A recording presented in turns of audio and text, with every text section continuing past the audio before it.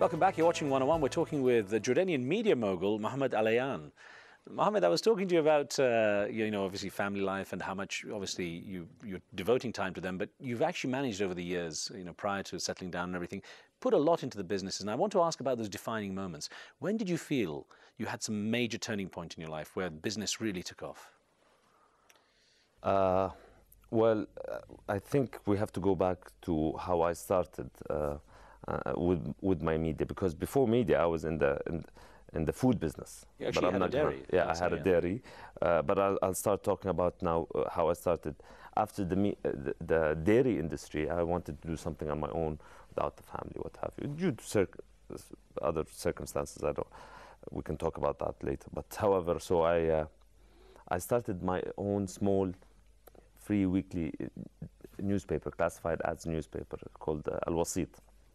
It was a crazy concept in Jordan, distributing a newspaper for free, especially where newspapers are not that highly read or the readership levels are not that high.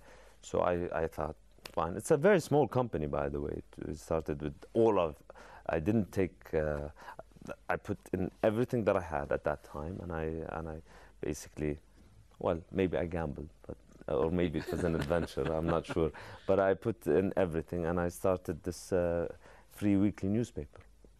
And after 1 year, we just boomed. Something happened for some reason, and I realized what happened later on, and I built on that realization, and that's why I did Al-Ghad, and I'll talk to you about that. What happened is that Al-Wasit newspaper, as a weekly newspaper, our circulation, and with the levels of income of the Jordanians, people really couldn't buy a lot of newspapers. So they liked the concept of free newspapers, and they liked the concept of personalized ads. So I was lucky in that respect that this concept really, there was a huge hunger for it in Jordan. And it was just a few pages to start with, wasn't it? Yeah, it's only 24 pages, and today we're publishing 140 pages weekly, and our prices, we've increased prices 5-fold. For the advertising. The advertising, so it's a huge success. But in 2002, with this huge acceleration of Al-Wasit, I wanted, although I was very lucky, this huge success, I questioned this success. I said, why is this happening in Jordan? Why is this? Because we had other branches, but none with the same success rates as Jordan. And basically, I said, why this is happening in Jordan? And I found out it was happening due to the daily newspaper market. The daily newspaper market, all the newspapers were owned somehow or another, different rates, by the government. So there's no independent daily newspapers. They were doing amazing profits. They didn't have home subscription. They were not dependent on home subscription. Home subscription services were basically, it wasn't existent at that time.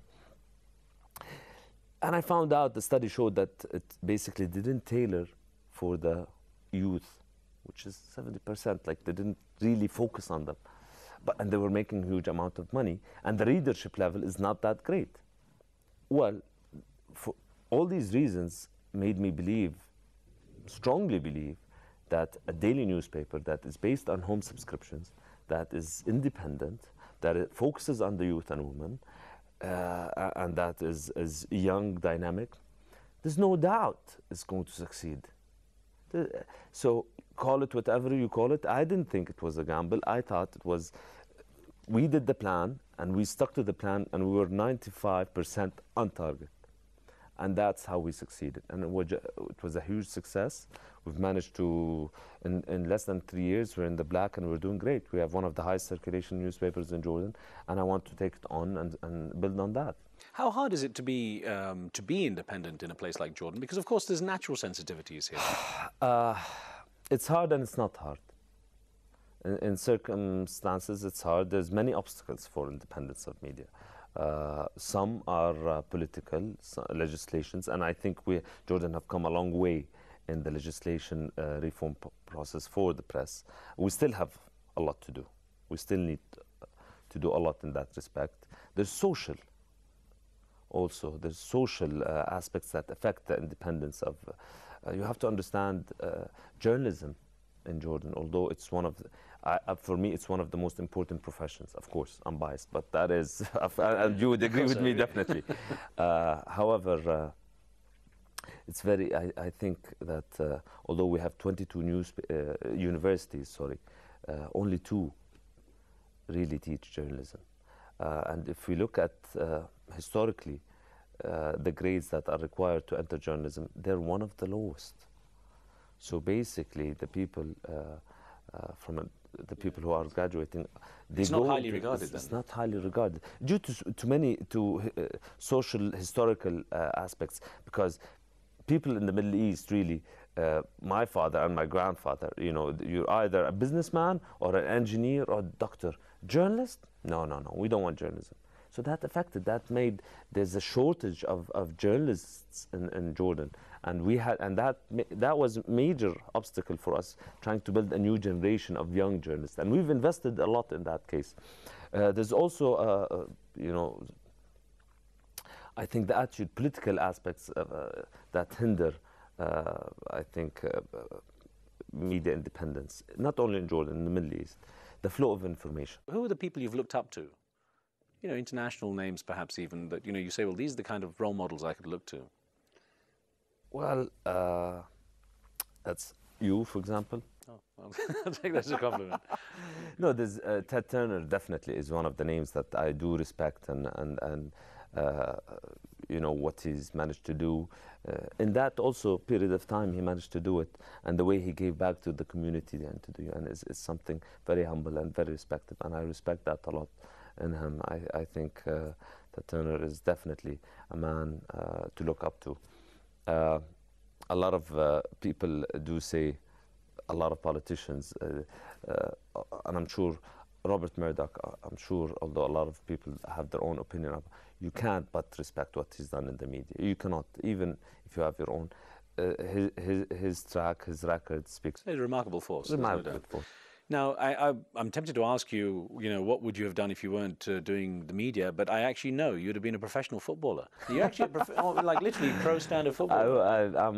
I've always loved football, and that's part of me. And I've not only football, basketball as well, because I played also on an international level with the national team basketball, and we won the championship here, basketball. But football is actually, football is the only passion that I can say I can go overboard in. And you know, before the season starts, I put in on my computer all the dates, and so I don't have any appointments on the games, during the games, no appointments. And you'll fly to London to see Manchester United, or fly to Britain to see Manchester United. There's no doubt about it, the best team in the world. And I'm not being biased or anything. I'm being. I think I've always loved them ever since I was a kid, and I've always played football. I went to university and I played. And I played football for the team, and Mike Wilkins, our manager, really brought me up to play. And unfortunately, if it wasn't for my injuries on my knee, I would have taken it. So you had a pretty bad knee injury, huh? I had 5 knee injuries, and I started, my first knee injury was when I was 13. I was playing for the Amman national team, and I got injured, and I did an operation on my knee. Then I was 17, and I'll tell you a story about.